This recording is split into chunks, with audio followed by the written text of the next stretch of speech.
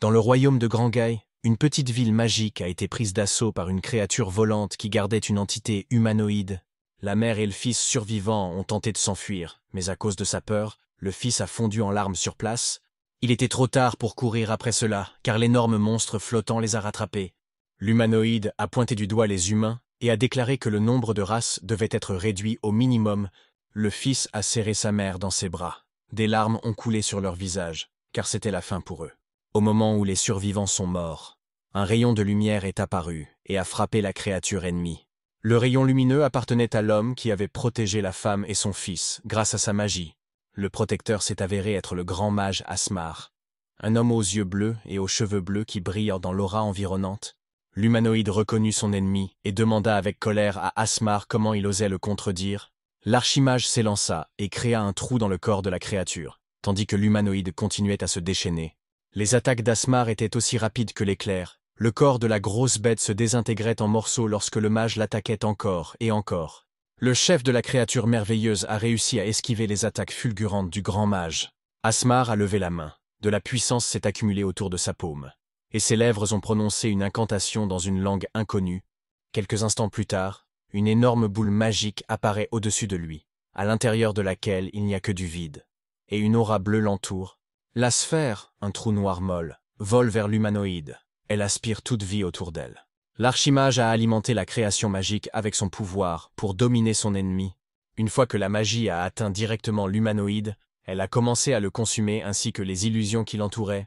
Le garçon aux cheveux jaunes arrive sur les lieux et annonce joyeusement à Asmar qu'il a réussi. Subordonné au grand mage, Curio se réjouit pour son maître qui a traité avec les envahisseurs. L'archimage jubilait.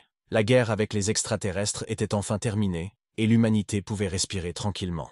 Se retournant vers leur groupe, chacun d'entre eux déclara qu'il devait remercier le grand mage pour cela. Mais le moment amusant a changé d'atmosphère et s'est transformé en un environnement effrayant, répétant le nom de Lord Asmar. Le grand mage retourne à la capitale de la cité magique, où se tient une cérémonie pour célébrer la fin de la guerre avec les Inomiriens.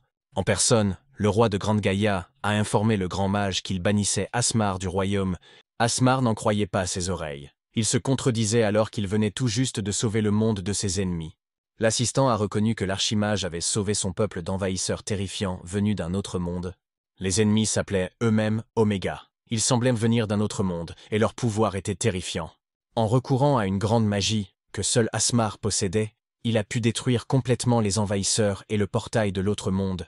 Le roi reconnaît également que le royaume tout entier a été sauvé par le pouvoir d'un seul homme, mais Asmar ne comprend toujours pas pourquoi il a été expulsé. La raison en était sa force anormale. Maintenant que la terrible guerre avait pris fin, il n'avait plus besoin de sa puissante force. Pour le bien de l'avenir du royaume de Grand Gai, il voulait bannir Asmar, qui représentait un danger potentiel. De plus, la boisson que le mage a consommée tout à l'heure est un vin interdit, qui élimine toute magie. Mage de feu, Curio s'est excusé auprès d'Asmar pour avoir saoulé son professeur avec du vin interdit. Mage de terre, Siobhan a ajouté qu'avec un tel pouvoir, Asmar pourrait facilement organiser une rébellion. Seigneur de l'eau, Miyun pense que le roi ne se trompe jamais dans ses prédictions.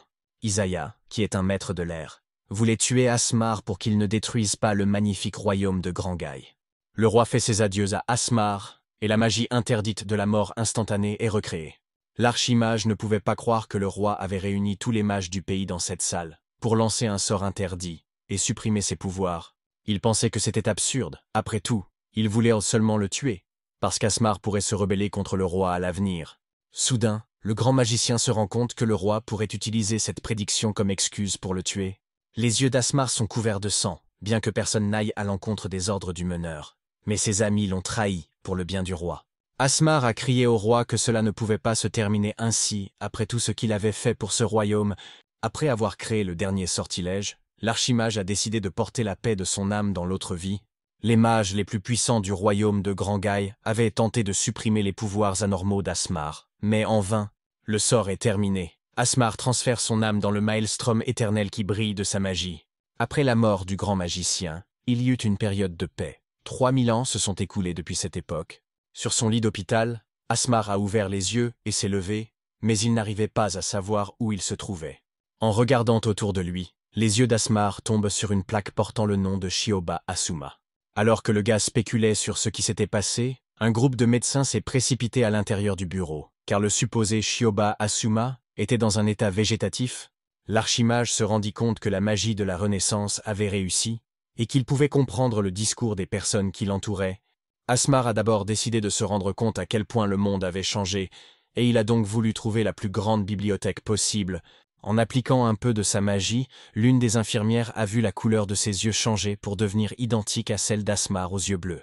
La jeune fille lui a immédiatement révélé qu'il devait d'abord quitter l'hôpital, tourner à gauche et marcher environ 5 minutes jusqu'à la gare ferroviaire. Remerciant la jeune fille, l'adolescent a voulu voir si c'était bien ses affaires qui se trouvaient dans le sac à dos. La jeune fille confirme que ces objets lui appartiennent. Le médecin-chef ne comprenait pas du tout pourquoi l'infirmière répondait aux questions d'Asmar. Un peu plus tard, l'archimage se retrouve à la station de métro car les médecins n'ont pas pu l'arrêter. En fouillant dans les affaires de Shioba, Asmar est tombé sur un téléphone, qu'il a considéré comme une plaque étrange. Asmar demande à la jeune fille la plus proche ce qu'est cette merveilleuse assiette. La femme stupéfaite lui a répondu qu'il tenait un téléphone, le nom n'étant pas suffisant. L'archimage a appliqué la magie de l'analyse. Il s'est rendu compte que le téléphone était une sorte d'outil magique qui lui permettait d'accéder à des documents imprimés et à des vidéos. Asmar a commencé à explorer le téléphone et ses fonctions pour s'assurer qu'il était en état de marche et fonctionnel. Plus tard, il a pris le métro, réalisant qu'il n'avait pas besoin de la bibliothèque. Grâce à son smartphone, Asmar pourra acquérir des connaissances de base. Grâce à cet outil, il était possible de communiquer avec des personnes sur de longues distances et de rechercher diverses informations. Il y a 3000 ans, du temps du magicien, il n'y avait pas de tel bonheur, et tout le monde se contentait de papier. L'archimage a également remarqué que la magie avait changé de forme, et s'était transformée en une science, une voie très innovante. Asmar était déçu de devoir risquer sa vie au nom de cette paix contre des gens dont ces gens n'avaient jamais entendu parler. Après un trajet en métro, l'homme est arrivé dans la chambre plutôt modeste où Shioba Asuma vivait auparavant. Sur la commode se trouvait une photo de Shioba et de sa famille. Il y avait des vases de fleurs tout autour, et tout indiquait qu'il avait perdu sa famille. Asmar a également vu un objet sur la table, qui s'est avéré être un journal intime que l'homme tenait. Chaque page raconte la souffrance de Shioba. Personne ne peut l'aider, on lui a volé ses économies, et chaque jour semble être une agonie. Asmar s'est rendu compte que le propriétaire avait fini à l'hôpital à cause de cela, et qu'il vivait assez pauvrement. Dans les premières correspondances téléphoniques, chacun des participants s'est exprimé de manière négative à l'égard de Shioba. En notant le titre de la correspondance, la conférence incluait des étudiants de l'école secondaire de formation des magiciens de Shibuya. Le lendemain matin, Asmar décide d'aller à l'école, mais les élèves le regardent bizarrement. Le mage, surpris, demanda si on l'attendait ici. L'un des étudiants répondit qu'il y avait d'étranges rumeurs à son sujet. On dit que Shioba n'a pas supporté les brimades, et qu'il a tenté de se suicider. La conversation est bientôt interrompue. Un étranger aux cheveux colorés remarque Asmar et s'approche directement de lui. L'étranger avait un grand sourire et se trouvait derrière le groupe de personnes. Il s'appelait Tennoji Kiryo. Dès que l'archimage a aperçu Tennoji, il a cru qu'il s'agissait du mage de feu Kuryo. Le tyran a cru à une insulte. Il s'est approché d'Asmar et a voulu clarifier ce qu'il avait dit. Tennoji lui a rappelé de garder Asmar hors de sa vue, car sa magie avait failli l'achever la dernière fois. Créant une petite lumière, l'apprenti arrogant voulait rappeler à Asmar ce qui s'était passé la dernière fois. Les Tennoji Podlices se sont moqués de ce type qui se taisait sous la pression de leur chef. C'est à ce moment que l'archimage comprit que les messages qui lui avaient été écrits provenaient de ces gens, et que Tennoji n'était pas Kuryo, mais seulement un descendant probable. Furieux contre les brutes, Asmar y voit l'occasion rêvée de tester la quantité de magie que son nouveau corps peut supporter. Il plaça rapidement son poing derrière son dos, le recouvrant de magie. À ce moment, Tennoji ne comprenait pas du tout les intentions de son adversaire. Le calme brille sur le visage de l'archimage, tandis que son poing frappe sans pitié le visage du mage roux. Les hommes de Tennoji se sont retournés contre Asmar, déterminés à venger leur chef sans valeur. L'archimage esquivait facilement les attaques ennemies, ce corps ayant une bonne compatibilité avec l'élément magique et une vitesse de réaction parfaite. Ensuite, le grand mage a testé l'efficacité des sorts en projetant les ennemis dans les airs avec facilité. C'est alors que Tennoji se leva et ordonna à tout le monde de partir. Grâce à la magie moderne, les bracelets de ses poignets se mirent à brûler. Tennoji couvre son corps de feu et se précipite pour attaquer l'archimage très calme. Les élèves ont remarqué une flamme vive. Il s'agit d'un sort interdit qui ne peut être utilisé en temps de paix. Lorsque les langues enflammées se sont approchées du visage d'Asmar, celui-ci n'a pas réagi et a continué à attendre. En avançant la main, Asmar a arrêté d'un seul coup les piliers de feu farfelus. La barrière protège l'archimage. Les projectiles enflammés explosent, créant une petite explosion. La capacité de voile partiel a plu à Asmaru, car sa magie est également excellente. Les observateurs n'en croyaient pas leurs yeux, car le feu de Tennoji était éteint par les pouvoirs de l'archimage.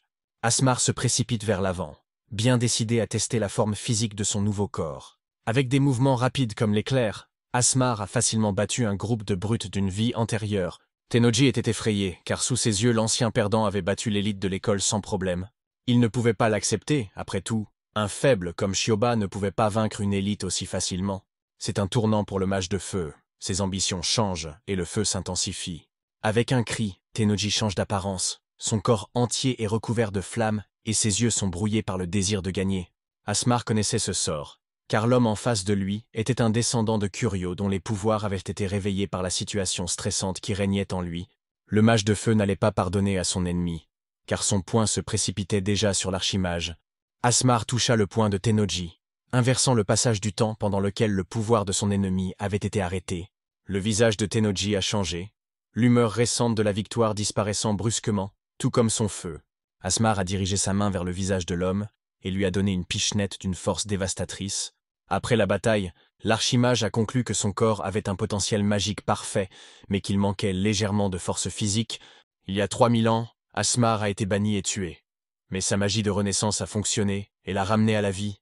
L'âme de Shioba Asuma ayant déjà quitté son corps, la coquille était vide pour Asmar.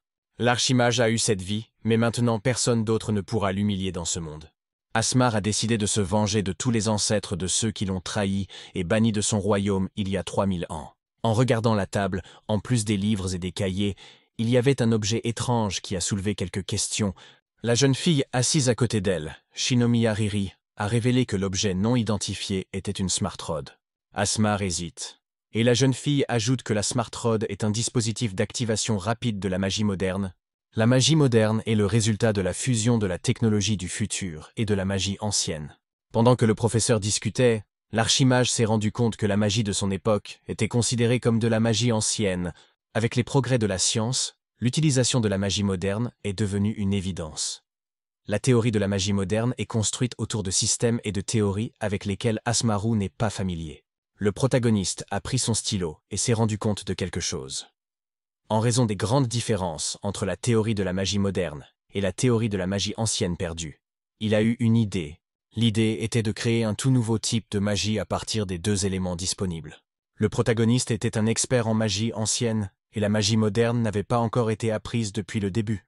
En prenant le meilleur des deux théories, l'archimage pourra créer un hybride de magie originale qu'il sera le seul à contrôler. Lorsque le bureau s'est vidé, Asmar a pensé que les cours étaient terminés. Mais Shinomiya a dit que ce n'était pas le cas. Asmar en est arrivé aux tests mensuels pour lesquels tout le monde se rendait dans la cour de l'école. Les événements se sont déplacés vers le stade de l'école, site d'un test important. L'enseignant Todo George a révélé qu'en fonction des résultats de ces tests, ils détermineront quel kara convient le mieux aux élèves. L'archimage n'avait aucune idée de ce qu'était un kara. Shinomiya remarqua sa surprise et proposa de lui expliquer le concept de punition. La magie moderne avait le concept de kara, qui était une partie des attributs particuliers classés par couleur. Chaque couleur représente un type de magie différent. Le rouge est le feu, le bleu est l'eau, et le reste correspond à leur type de magie. Le sort est activé lorsqu'une personne fait circuler du mana dans un circuit magique de son corps. Seul un nombre limité de chaînes peut être activé, c'est pourquoi un seul kara est choisi. Asmar s'est rendu compte que le kara déterminait le cours que l'élève suivrait à l'avenir. Shioba a choisi le suivant. Lorsque le professeur l'a remarqué, l'expression du visage de Todo a changé pour le pire. Asmar a dit qu'il n'était pas intéressé par la punition, que le gars n'allait pas passer à une punition particulière. Le professeur ne s'attendait pas à une telle réponse et, en colère, il pensait qu'elle se moquait de lui. Ceux qui n'ont pas choisi leur punition sont appelés incolores, c'est la voie la plus problématique. Asmar ne voyait pas l'intérêt de limiter bêtement son chemin. S'il voulait utiliser le potentiel de son corps au maximum, cela valait la peine de pouvoir utiliser tous les attributs. Todo ne comprenait pas comment quelqu'un comme Shioba avait pu être accepté à l'académie de magie. L'enseignant a pointé une petite lame laser vers l'élève et lui a demandé s'il voulait se retrouver à nouveau battu. Asmar se souvint du journal de Shioba où il se plaignait même des professeurs. Todo continua alors à expliquer que les incolores disposaient de l'ensemble de sorts le plus limité. L'archimage répondit qu'à son avis, l'incolore avait le plus de pouvoir parmi les autres. L'élève a proposé au professeur d'organiser un combat d'entraînement pour lui montrer à quel point le style incolore est fort. Le professeur ne supporte pas une telle insolence de la part d'Asmar, et sa colère est sans limite. D'un geste de la main, le professeur a décidé que le test d'aujourd'hui serait modifié et que toutes les restrictions antérieures seraient levées. L'objectif principal de Todo est maintenant de se battre en duel avec l'élève qui l'a mis en colère. Shinomiya s'inquiète pour son élève, car le professeur Georg est connu pour être le meilleur dans le domaine. Le professeur a ajouté que les accidents ne sont pas rares lors des combats d'entraînement, et que dans le combat à venir, ses chances sont supérieures à celles des autres. Asmar ne comprend pas les paroles de son professeur et répond qu'il n'est pas celui qui doit s'inquiéter de cela. Au bord de la crise de nerfs, Todo ordonne à l'un des élèves de donner le signal du début du duel. L'homme a sorti une deuxième Smart Rod, et il s'est avéré qu'il était le seul à pouvoir utiliser plusieurs attributs de la magie moderne. Chaque main jouait un rôle différent. Todo tirant d'une main une bombe à chaîne et de l'autre une lance de tonnerre. L'archimage s'est facilement défendu contre l'attaque de l'ennemi, confiant en dressant une barrière devant lui. Le héros se souvient des paroles du professeur concernant quelques attributs. Mais il s'attendait à beaucoup plus de sa part. Todo ne pouvait pas croire que c'était possible, mais il a décidé d'essayer à nouveau la même attaque. D'un simple geste de la main, une barrière inébranlable se dresse devant Asmar et repousse les attaques. L'enseignant a manifestement perdu confiance en lui. Il continue à attaquer désespérément en posant des questions. Le protagoniste a commencé à avancer, cette fois en utilisant ses doigts pour briser la magie duale de Todo. Todo était terrifié, il a crié à Asmaru de ne pas s'approcher, et s'est défendu avec une potion pratique. L'archimage a touché la Smutrode du professeur, qui a immédiatement commencé à disparaître pour une raison mystérieuse. Le personnage principal a posé sa main sur l'épaule de Todo, et a utilisé la force, le scellant au sol. Asmar ordonne à Todo de raconter tous les actes qu'il a commis à l'égard de Shioba. Asmar a également menacé l'enseignant de le réduire en poussière, s'il ne s'exécutait pas.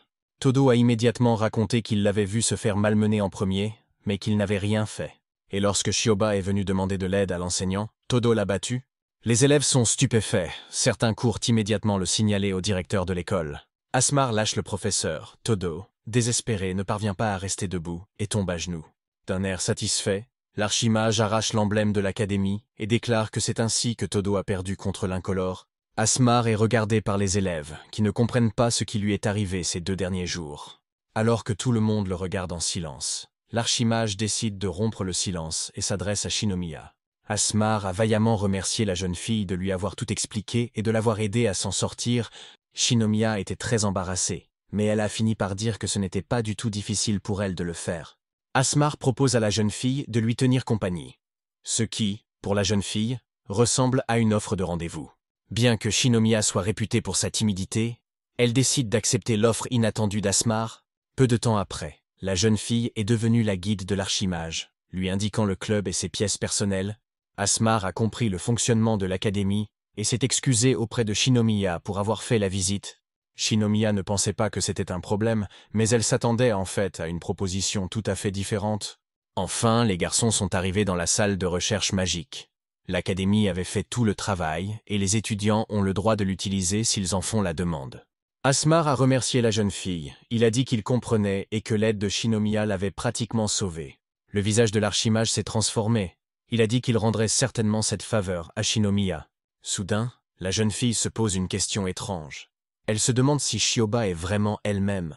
Une question aussi étrange a été posée en raison de l'étrange changement d'atmosphère et de comportement de l'homme. Asmar a répondu qu'il venait de sortir du coma aujourd'hui et que ses souvenirs étaient encore confus. La jeune fille était assez perspicace, mais l'archimage avait préparé un mensonge de qualité à l'avance. Après avoir dissipé les doutes sur son identité, Asmar a décidé de poursuivre ses activités. L'archimage se rend dans la salle de recherche magique, qui est hermétiquement fermée.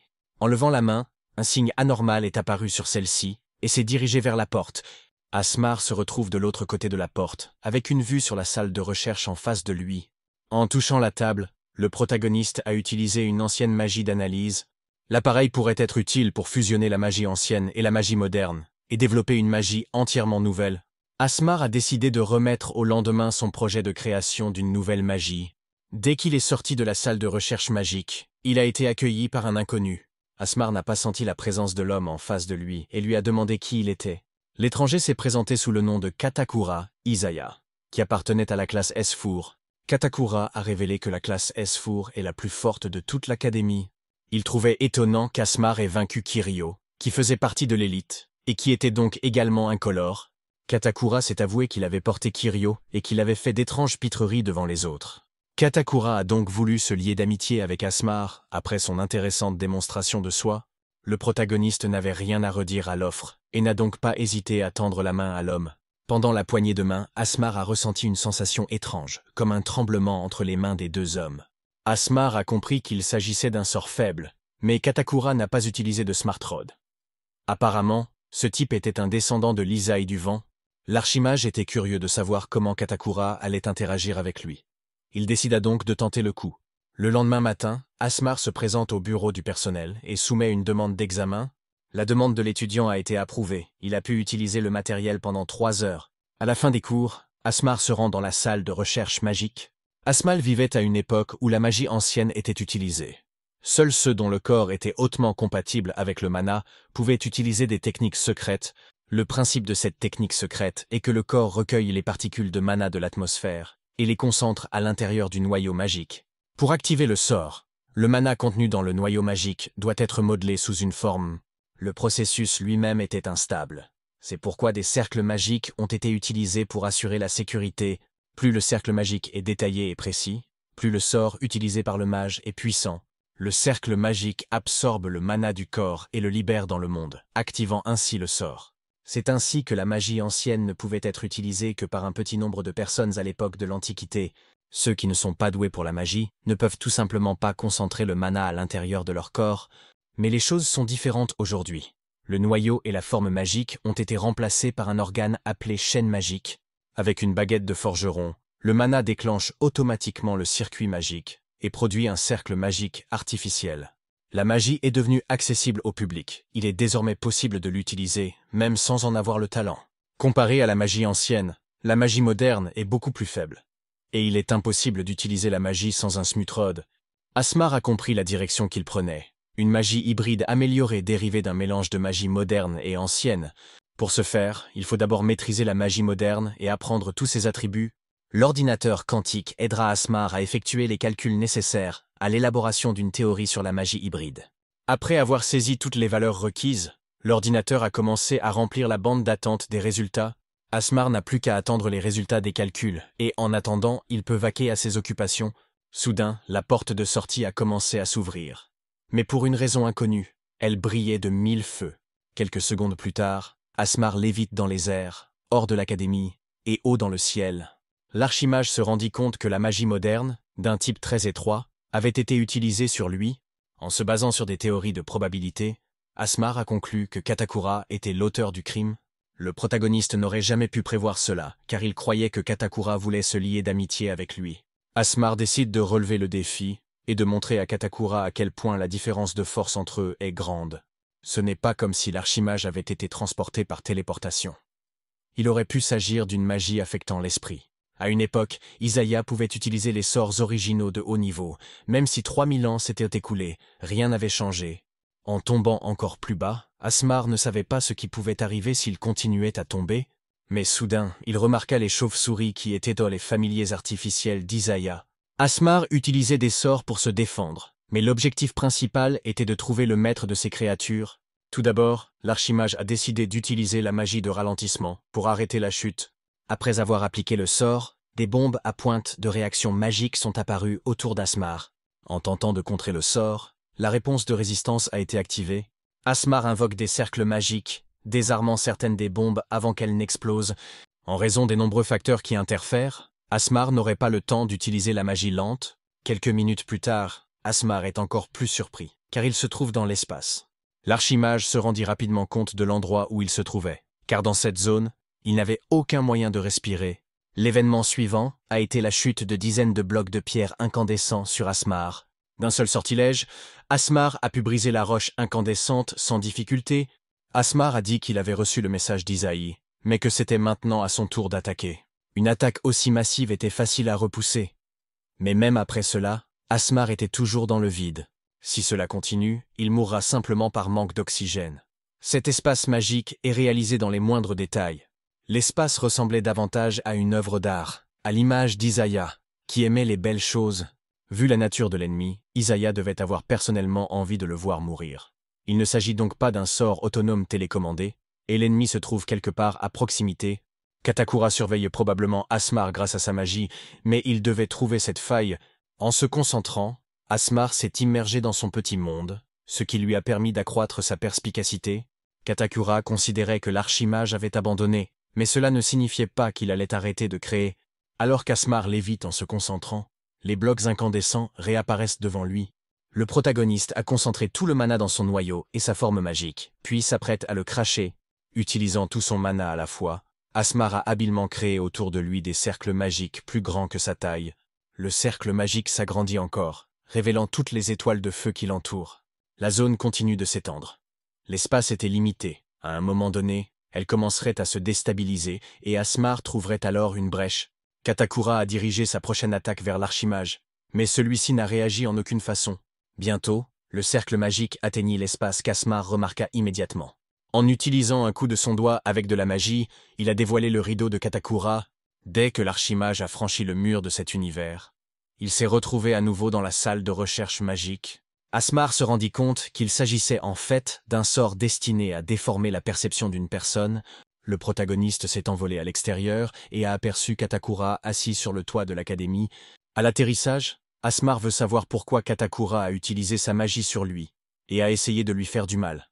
Asmar lui rappelle que Katakura lui a proposé d'être son ami. À ce moment-là, le garçon a sauté à terre. Le jeune homme, ravi, a déclaré qu'il n'était pas du tout déçu par Asmar après cette capacité, la façon dont il a détruit la magie de l'illusion, et même appliqué la magie de la vapeur sans utiliser de sort, a ravi Katakura. En utilisant le cercle magique pour sortir de l'insondable, c'est comme si Katakura avait vu de ses propres yeux la fresque divine du plafond de la cathédrale. Ce n'était pas tout ce que Katakura admirait, car la magie d'Asmar était tout simplement fascinante. Et le jeune homme voulait savoir quel type de chaîne magique son ami avait utilisé. Mais plus que tout, Katakura voulait voir quelque chose de beau détruit. Et c'est alors que l'homme a lancé un autre sort. De fortes rafales de vent l'entourent, tandis qu'Asmar observe le spectacle à venir. À sa grande surprise, l'archimage n'a toujours pas remarqué que Katakura activait le sort. Le jeune homme a utilisé un sort de météorite de la magie moderne, créant 4 petits tourbillons. Lorsque l'air s'est éclairci, des dizaines de pointes de fer sont apparues au-dessus et autour de la tête d'Asmar. Avec l'aide du vent, Katakura s'est emparé de matériaux provenant d'un chantier de construction situé à proximité. Mais les listes de fer n'étaient pas un problème pour le grand magicien, car il n'avait aucun mal à en esquiver la plupart. Ce qui semblait être un sort facile pour Asmar s'est avéré être un des objets qui l'a frappé directement. Au dernier moment, l'archimage a réussi à créer une petite barrière à sa tête et à se protéger. Katakura savait que le combat serait long, mais il voulait voir combien de temps Asmar pourrait tenir. Les puissantes rafales de vent provoquées par un apprenti qualifié ont arraché du sol les structures situées à proximité. Les poteaux arrachés du sol qui ont volé à Asmar étaient encore sous tension. Toutes sortes d'objets et de décorations ont été utilisés comme armes contre l'archimage. Asmar se rend compte qu'il n'y a nulle part où fuir, car Katakura a réussi à le coincer. Le champ de bataille était un véritable chaos, avec des morceaux de piliers et de formations éparpillés un peu partout, mais même ainsi, le protagoniste pouvait se frayer un chemin parmi les obstacles de béton et de fer. Les débris gênent l'archimage de toutes les façons possibles. Et Katakura continue son assaut de courant de vent. L'atmosphère semble impénétrable. L'ennemi se moquant de savoir si Asmar a atteint sa limite. Lorsqu'Asmar lève la tête, sa surprise est sans pareille, car un avion se trouve au-dessus de lui. Katakura a déclaré que c'était son monde, et qu'il n'y avait rien de plus beau que son sort de chute d'eau. Le jeune homme se mit à guetter la prochaine action du grand magicien contre l'avion. Katakura a simultanément motivé et raillé Asmar pour qu'il prenne plaisir à son art. Le protagoniste savait ce qu'il devait faire, en agitant la main. Il était sûr de la réussite de son geste. Katakura s'interrogeait, car il ne comprenait pas lui-même comment Asmar avait réussi à défaire son sort. L'avion n'a pas atteint le sol à temps et a explosé en l'air sans toucher l'archimage. Asmar s'est rendu compte qu'après tant d'attaques, la chute de l'avion n'était qu'une illusion. Soudain, dans les mains d'Asmar, se trouve un certain jouet que Katakura a jeté sans que personne ne puisse le voir. À chaque fois, Katakura s'interrogeait de plus en plus, car lancer l'aiguille était son dernier espoir. Asmar a compris dès le début que le sort n'était qu'une distraction. D'abord les poutres, puis les poteaux téléphoniques, et, vers la fin, l'illusion de la chute d'un avion. Katakura tente de créer une brèche dans sa défense pour lui lancer des aiguillettes tranquillisantes. C'est une véritable attaque. Météopade est un beau et grand nom, mais le sort s'est avéré n'être qu'un bluff. Asmar supposait que Katakura était un maître dans son art, mais cela ne fonctionnerait pas contre l'archimage. Le jeune homme n'en revenait pas, car aucun mage n'avait encore pu le voir activer les sorts.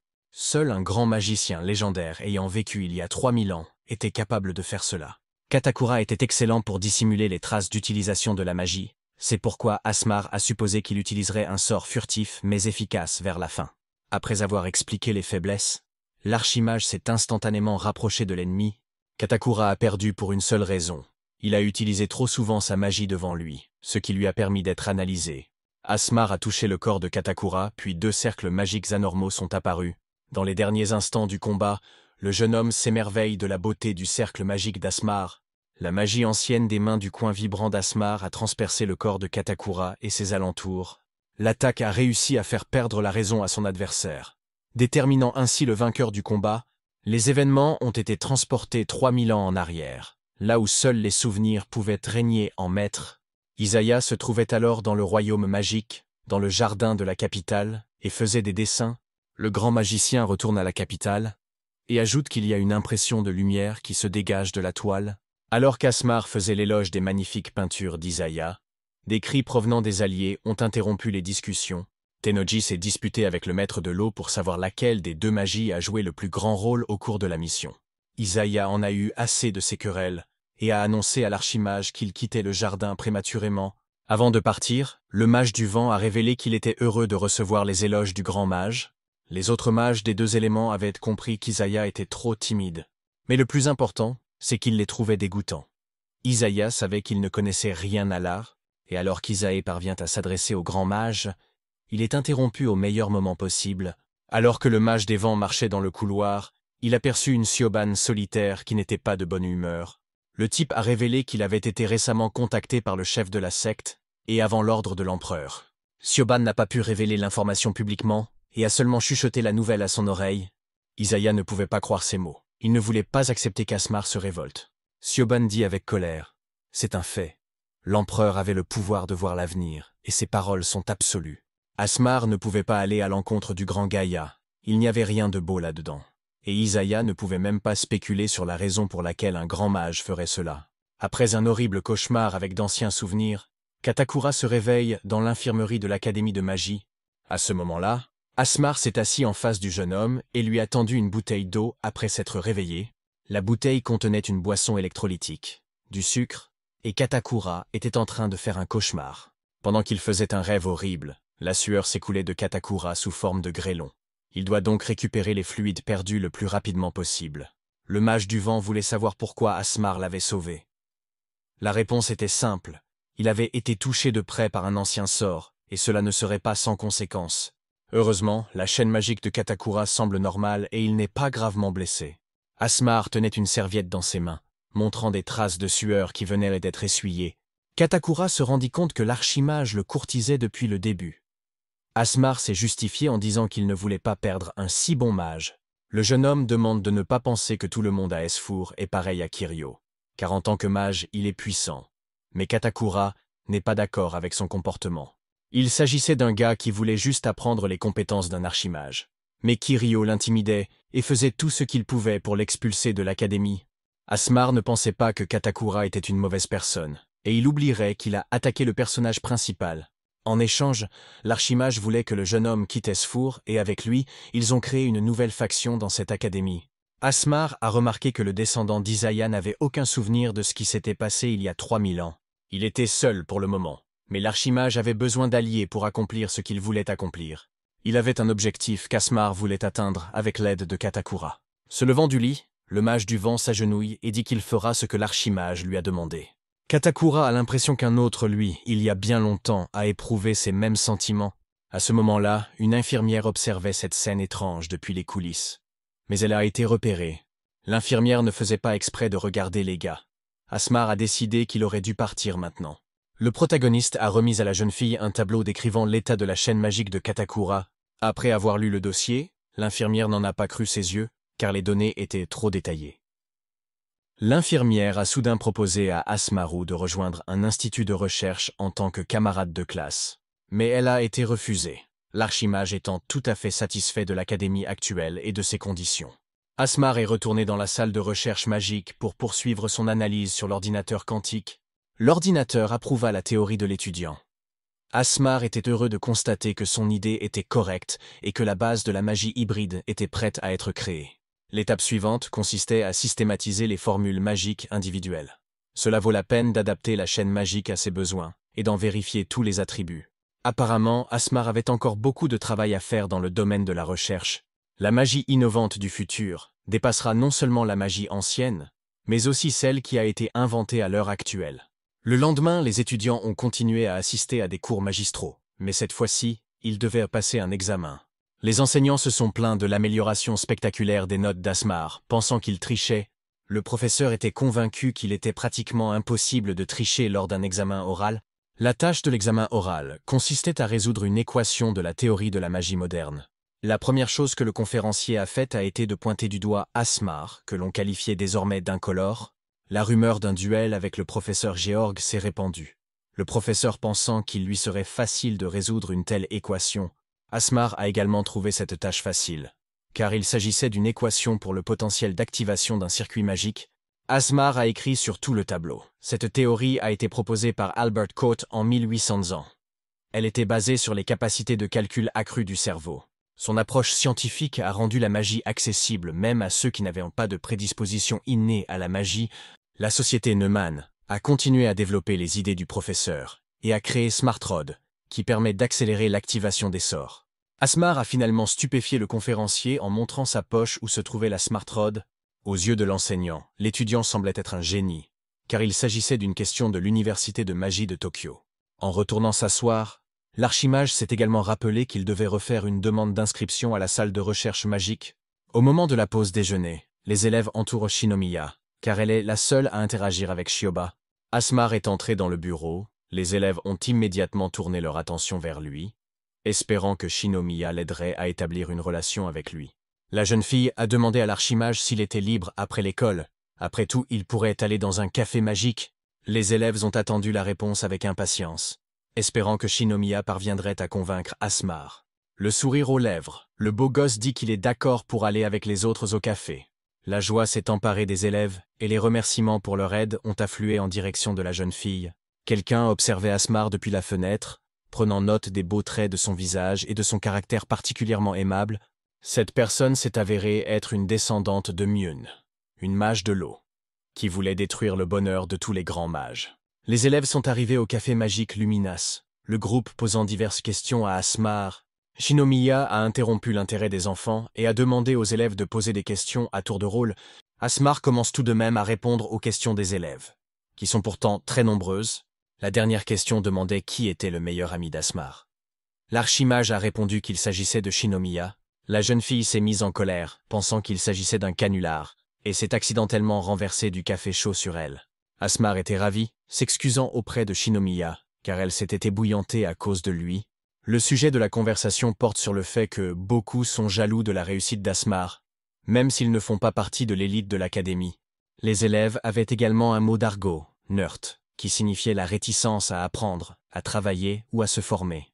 Mais Asmar était plus adapté à l'autre sens du mot nurt, un talent exceptionnellement rare. Il s'est empressé d'accepter les éloges des élèves, surprenant Shinomiya par cette approche. Avant la fin de leur promenade, les étudiants ont proposé d'échanger leurs contacts, ce à quoi Asmar ne s'est pas opposé. L'élève était observé sous différents angles, l'un d'entre eux ayant signalé par téléphone qu'il avait quitté la cafétéria. Asmar a entendu l'espion, tandis que Shinomiya continuait à le remercier pour l'accord. Demandant à la jeune fille de se taire, Asmar a senti que quelque chose n'allait pas. Puis il s'est retourné. De nombreux autres élèves sont apparus derrière l'archimage, formant une assemblée circulaire. Lorsque la voiture s'est arrêtée, les élèves se sont alignés sur 2 rangs, en faisant de la place au milieu. De la voiture est sorti un homme aux cheveux roses qui était populaire, car il appartenait à la classe S4. Il s'est présenté comme étant Fukata Shion, qui était le chef de l'association du club de l'académie. Asmar a une étrange impression de déjà-vu, car la personne en face de lui semble être une copie de Sioban. Il a été porté à l'attention de Fukata, qu'Asmar s'occupait de Katakura lorsqu'il est arrivé à l'infirmerie. Le directeur de l'association du club est reconnaissant de cet acte de gentillesse, mais il doit défendre l'honneur de la classe S4. Sur cette base, Fukata a eu envie d'inviter Asmar à un duel magique. Parmi les élèves de la file d'attente, l'une d'entre elles se trouve être la fille qui observait ce qui se passait. Asmar se tourna vers Shinomiya, car il ne connaissait pas le concept de duel magique, et il avait donc besoin d'éclaircissement. Fukata ne pouvait pas laisser les éléments malveillants continuer à faire ce qu'ils voulaient. Levant sa lame, l'aura qui s'en dégage creuse l'air environnant. Il ne s'agissait pas de traces magiques ou de soif de sang, tout convergeait vers le concept d'aura de combat. Ce qui est également intéressant, c'est que Fukata a dirigé son aura de combat non seulement vers Asmar, mais aussi vers les étudiants. C'était le plan, il a pris des otages pour qu'Asmar ne puisse pas refuser le duel. Siobhan a toujours essayé de perfectionner non seulement la magie, mais aussi d'autres compétences utiles. Les anciens souvenirs ont fait sourire Asmar qui a décidé d'accepter un duel avec Fukata. Le type se retourna et annonça les conditions. Le duel aurait lieu le lendemain à 8 heures du matin dans l'arène centrale de l'académie. L'archimage se rendit compte que le jeune homme avait encore au moins 10 000 ans à s'entraîner avant de tenter de le défier. Alors qu'Asmar dormait paisiblement, d'étranges rayons de lumière sont apparus juste devant son visage. Soudain, il s'est retrouvé dans son ancien corps, alors que dans le monde intérieur, il s'agissait d'un rêve conscient. Ce sujet a été abordé en classe. Cela s'est passé pendant la phase de sommeil profond. Une personne pouvait contrôler partiellement son sommeil et plonger dans les profondeurs de son subconscient. Asmar a décidé de tester cette théorie, dans le but de retrouver l'ancien propriétaire de son corps actuel. Lorsqu'il renaquit, il remarqua qu'il restait un peu de mana au fond de la chaîne magique. Asmar a décidé de ne pas l'utiliser, mais de le stocker dans son corps. Grâce à cette mana, il pourra retrouver les traces résiduelles du propriétaire originel du corps. Grâce à cette méthode, Asmar pourra retrouver les vestiges des pensées passées de Shioba Asuma. Il utiliserait la magie pour essayer de modeler ses pensées. Mais Asmar n'avait jamais utilisé la magie ancienne de cette manière. Il a pris pour base la manipulation des âmes et l'hypnose avec un facteur de 76. Il s'appuiera sur 2 modèles, après quoi il sera nécessaire d'élaborer un schéma de cercle magique. Le royaume spirituel est un nouveau sort qui peut être utilisé à l'intérieur d'un rêve. Asmar était le seul à pouvoir utiliser cette méthode. Après avoir dit cela, quelques cercles magiques apparurent. La magie s'est unie à un moment donné. La personnification de l'orbe a manifesté l'ombre de Shioba à l'intérieur de l'orbe. Shioba se réveille, il est effrayé, mais ne se rend pas compte de l'endroit où il se trouve alors qu'il regarde un Asmar joyeux. Le sauvetage a réussi, mais Shioba a continué à avoir peur et a eu du mal à se rendre compte de quoi que ce soit. Le jeune homme ne comprend rien. Il tombe soudain à genoux et se tient la tête de douleur. Asmar s'est rendu compte que la synchronisation avec les souvenirs du propriétaire du corps d'origine avait commencé. Shioba était dans sa chambre et a tenté de se suicider. Il a ensuite perdu connaissance et s'est retrouvé à l'hôpital Shoto de Shibuya.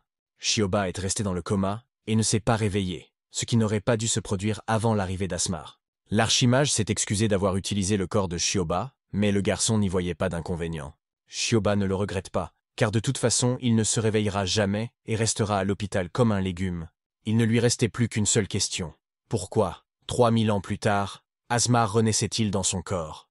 Asmar révèle à Shiob tout ce qui s'est passé entre-temps, ce qui laisse le jeune homme complètement choqué.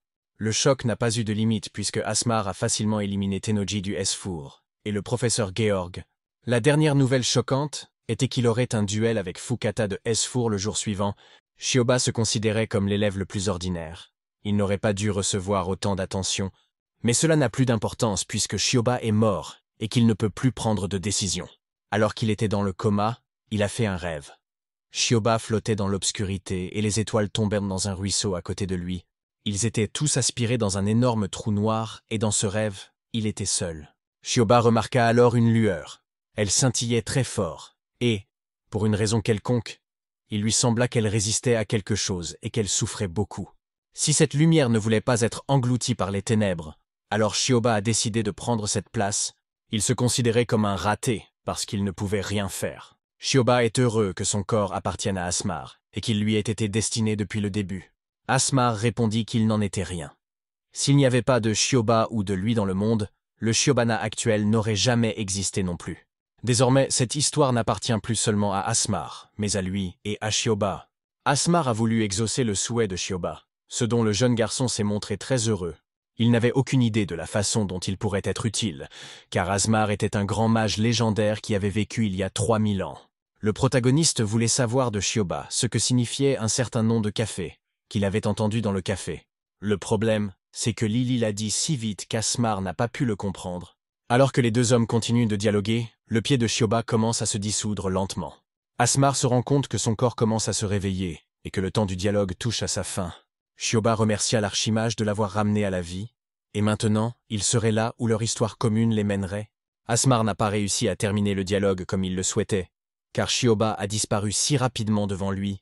Même s'il s'agissait de pensées résiduelles du propriétaire du corps, Asmar voulait lui épargner des regrets. Il y a 3000 ans, il avait déjà rompu une promesse, et il ne le ferait pas une seconde fois. À l'intérieur de la maison de Fukata Shion, dans le quartier de Shibuya. Un homme méditait dans la cour devant le cristal. Il s'agissait de nitrite d'urucite auréal. Il n'était extrait que dans les mines appartenant à la maison Fukata depuis de nombreuses générations. Le minéral qui se trouve devant Fukata est considéré comme l'un des minéraux les plus résistants de la planète. L'homme s'est exercé à tailler le cristal devant lui, en lui donnant une coupe droite. Un coup d'épée habile a permis de couper en 3 morceaux le matériau le plus résistant de la planète entière. Pendant que Fukata s'entraînait, une fille a été priée de rester en dehors de la cour. Un autre membre de S4, Mizuhara Myun, a révélé qu'ils avaient eu une situation d'urgence, 30 fois plus résistant que le diamant et 100 fois plus conducteur de mana que l'iridium. Ce minéral rare est utilisé depuis 17 générations dans la fabrication des Smart Rods. Mizuhara ne pouvait pas croire que Fukata utilisait l'orichalque comme poupée d'entraînement. Le gars avait vu la vidéo de Mizuhara, mais il avait encore du mal à croire qu'Asmaru avait réussi à vaincre Tennoji et Katakura. Fukata a été admis en S4 sur recommandation du directeur de l'académie. Mais Tennoji et Katakura ont accédé à l'élite par leurs propres moyens. Les membres de l'équipe S4 représentent les meilleurs élèves de toute l'académie. Fukata n'allait pas laisser impuni quelqu'un qui remettait en cause le prestige de toute l'académie. Mizuhara n'a pas tort, mais si Fukata le méprise simplement parce qu'Asmar est incolore, elle le regrettera beaucoup. Il était sûr de sa victoire grâce aux techniques secrètes de l'épée magique transmise par la famille Fukata. Le serment de la lune sorti de la bouche de Fukata, peu importe ce qu'Asmar utilisait, cela ne l'arrêterait pas. Le prestige de l'académie était plus important qu'une seule vie humaine. La jeune fille l'a motivée, mais elle avait une autre question. Une certaine personne se présenterait-elle? Fukata sourit et déclara que cela n'arriverait en aucun cas. Quelle que soit l'issue du duel, il n'y aurait pas lieu de le faire. Le serviteur de Fukata, le golem particulier derrière lui, était tout à fait suffisant. Le lendemain matin, Asmar se présente aux portes de l'académie et décide de se lancer dans un duel magique.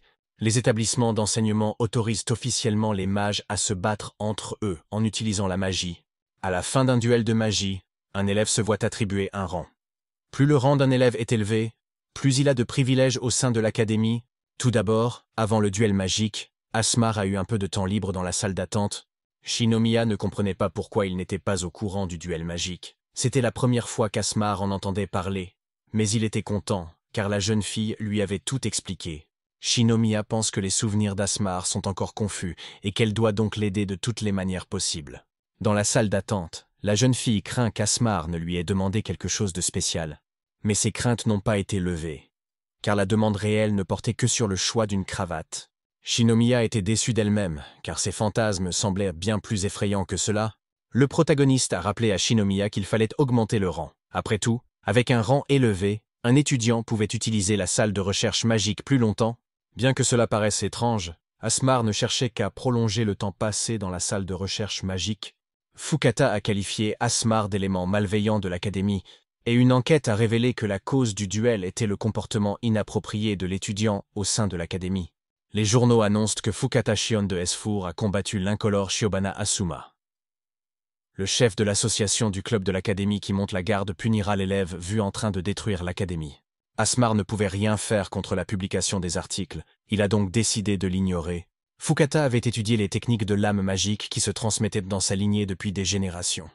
Il était également l'héritier d'une grande entreprise qui possédait des mines produisant les métaux rares nécessaires à la fabrication des Smart Rods.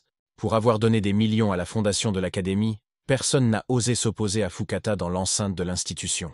Selon Shinomiya, même si Asmar avait une raison d'agir, Fukata ne ferait que donner l'impression que c'est de sa faute.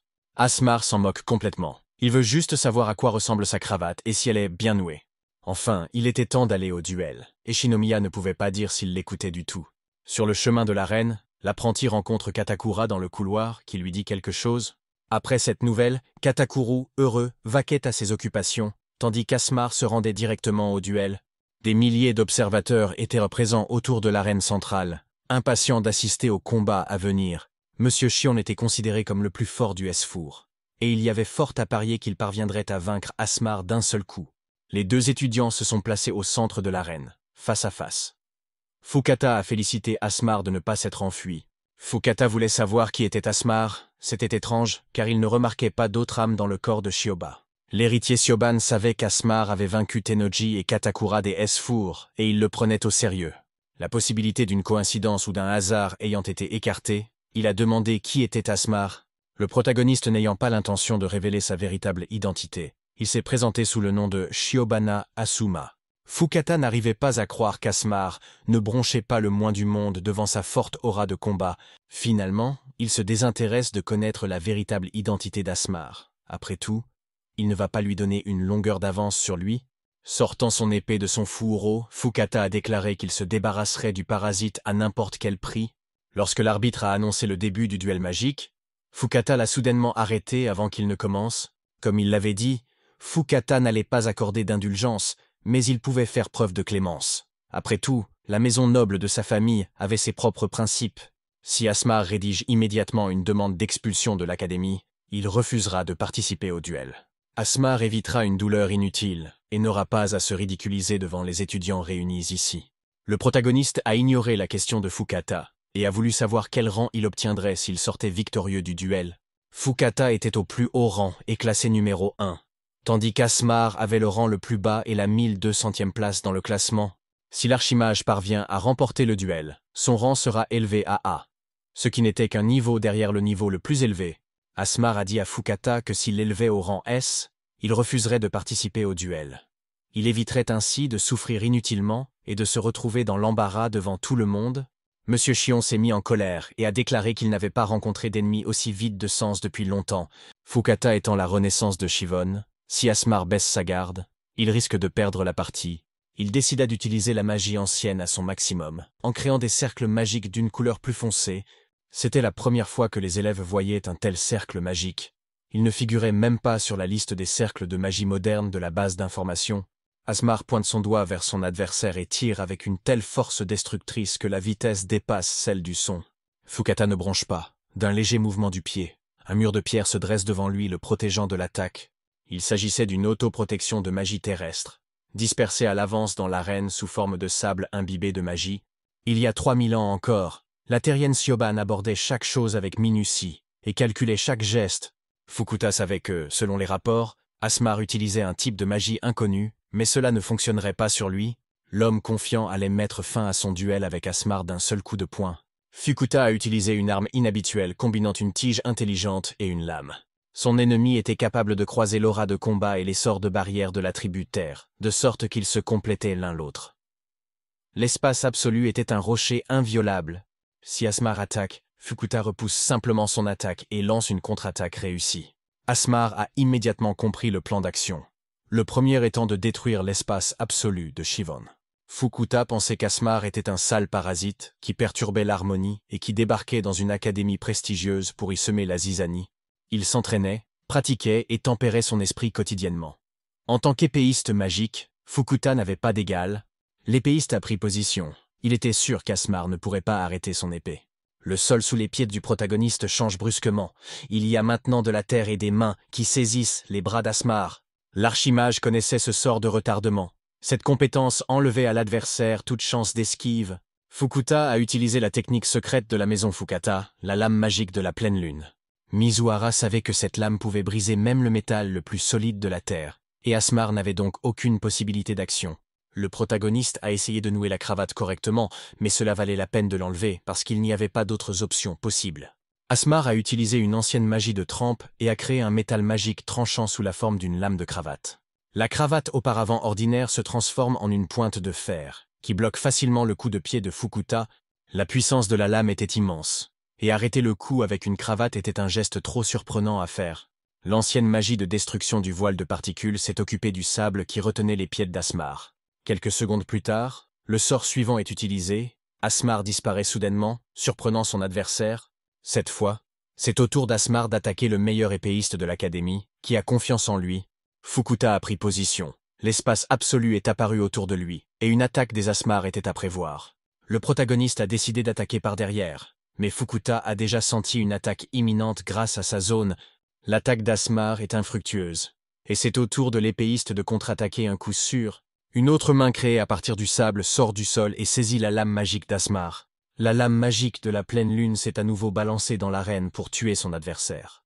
L'archimage lâcha sa lame et esquiva les coups de taille avec facilité. Fukuta a remarqué qu'Asmar partait au combat les mains vides et a considéré qu'il s'agissait d'un suicide pur et simple. Le protagoniste a continué à courir vers la bataille. De multiples mains de sable sont apparues pour l'attaquer. Des rafales de magie désarment les caillots de sable, et Asmar continue de se précipiter vers son ennemi. La cravate changea à nouveau de forme et commença à se transformer en une lame magique de fer. Fukuta ne s'attendait pas à cette attaque, et a à peine eu le temps de bloquer la lame perçante. La deuxième lame s'est avérée être l'atout d'Asmar dans la bataille, car elle a pris Fukuta au dépourvu.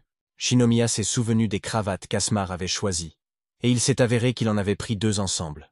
L'archimage avait dit qu'il n'obtiendrait pas de seconde lame dans ce combat, mais Fukuta s'est avéré être un excellent guerrier. L'épéiste a également fait l'éloge d'Asmar, car il a été la première personne à s'approcher de lui au combat, et grâce au pouvoir excessif de l'archimage, Fukuta a décidé de lui révéler une autre technique secrète. La lame s'éleva jusqu'à la lune, la lame magique créant un sort de pleine lune brumeuse. D'un coup d'épée, une lumière aveuglante apparaît derrière Fukuta, aveuglant Asmar.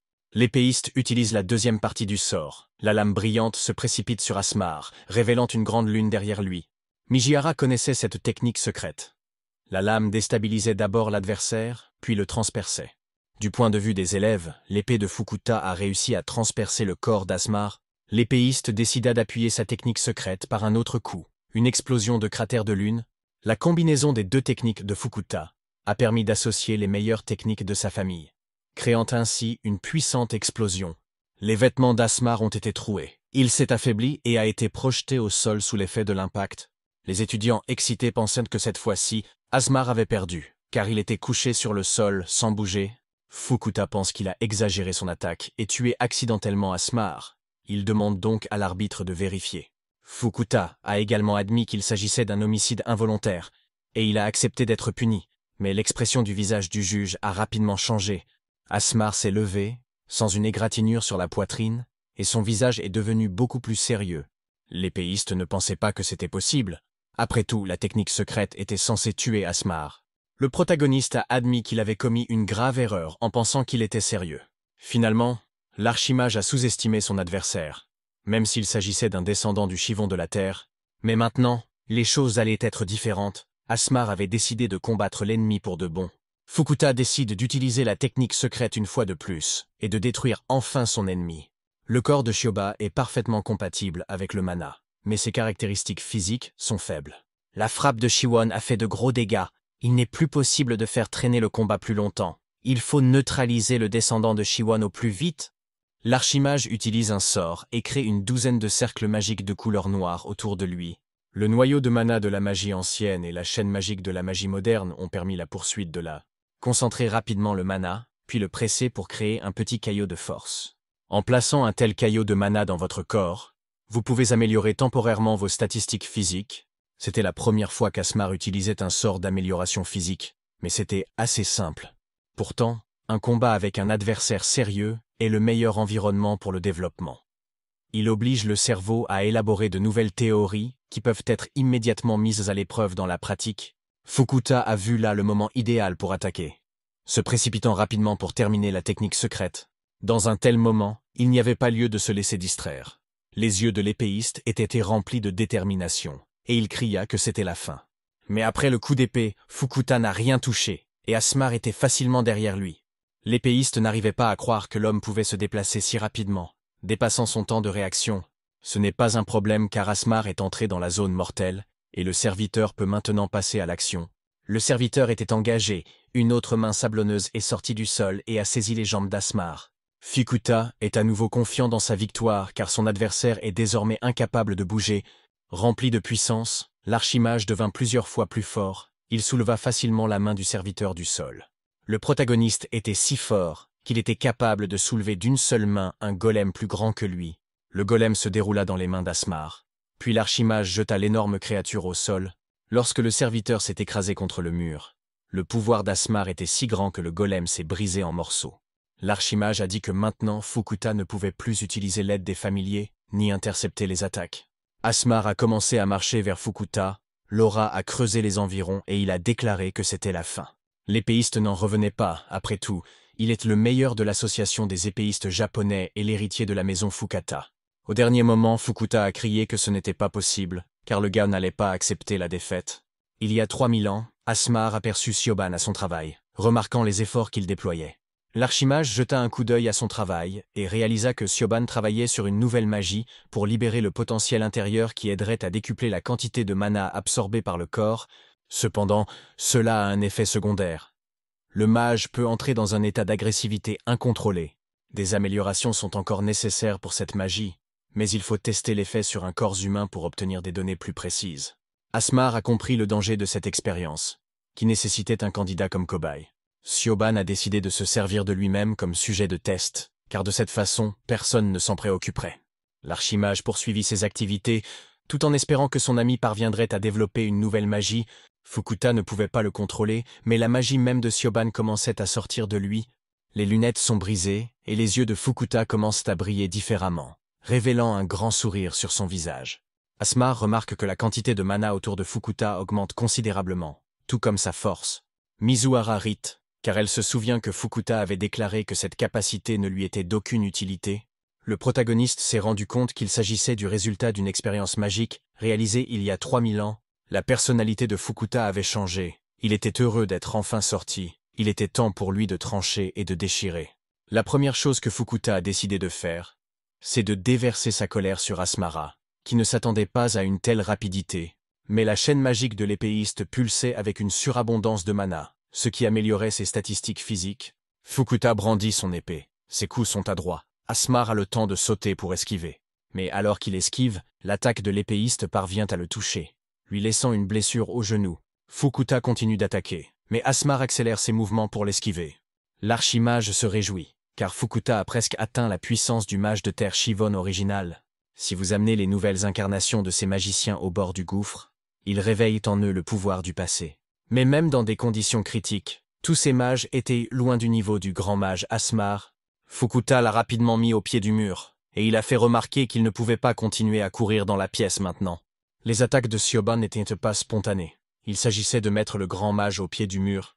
Même lorsqu'il est en état de choc, Fukuta est encore capable de penser de manière tactique. La procession nocturne des démons a créé de nombreuses attaques à longue portée qui se sont abattues sur Asmar. Le sort de Fukuta était destiné à tuer instantanément. Il déchaînait une centaine de coups différents à la fois. Asmar n'était pas sûr de ce qui arriverait à son corps si l'une de ses attaques l'atteignait. La confiance de l'archimage n'avait pas baissé, car il était encore loin du niveau du grand Asmar. Pour les étudiants, tout s'est passé en un instant et ils n'ont pas pu comprendre l'ensemble de la situation. La procession nocturne des démons s'approchait de son but, profitant de l'instant. Asmar construisit rapidement un cercle magique. Ce cercle a été créé avant l'attaque de Fukuta. Il s'agit d'une énorme barrière magique, volumineuse. L'attaque de l'épéiste est entrée en contact avec un cercle magique géant qui ressemblait à une lentille. La lentille installée par Asmar contenait plus qu'un simple sort d'analyse de la magie analytique ancienne. En outre, le sort de barrière combine l'un des nouveaux développements du grand magicien. Lorsqu'un objet touche la lentille, il se transforme en information pure qui est transmise directement au cerveau d'Asmar. Avec le sort du calcul accéléré, une analyse rapide a été effectuée. La vitesse de ce processus est comparable à celle de la lumière. D'énormes quantités d'informations provenant de l'objectif sont analysées dans l'esprit du grand magicien, et des calculs sont effectués. Il a fallu moins d'un dixième de seconde à Asmaru pour mener à bien ce processus. De multiples attaques continuent de se précipiter sur l'archimage, qu'il s'apprête à bloquer. Chacune des attaques de Fukuta s'est transformée en un calcul mathématique pour Asmar, et il a dû les calculer toutes. L'archimage secoue simplement son bras, et repousse facilement les attaques de la lame de Fukuta. Asmar réalisa que c'était sa dernière technique secrète. Maintenant, tout ce que l'épéiste avait à faire était de se battre dans un combat à fond de cale. Lors de sa prochaine attaque, Fukuta se précipite au corps à corps et frappe avec son épée. Mais le grand mage saisit sa lame à main nue. Entrecroisant ses doigts, Asmar réussit à fendre la lame de Fukuta en deux sans difficulté. Asmar saute dans les airs tandis que Fukuta tente de comprendre ce qui est arrivé à sa lame. Un coup de coude frappe le visage de l'épéiste, créant une vague d'aura de combat autour de lui. Sous l'impact, Fukuta tombe au sol, une lame brisée apparaissant devant son visage. Le grand mage déclare à Fukuta que s'il ne se rend pas, il essaiera sa propre épée sur sa propre peau. Le garçon a compris que sa vie était en danger et a décidé de se rendre. Le public a poussé de grands cris, applaudissant la victoire d'Asmar.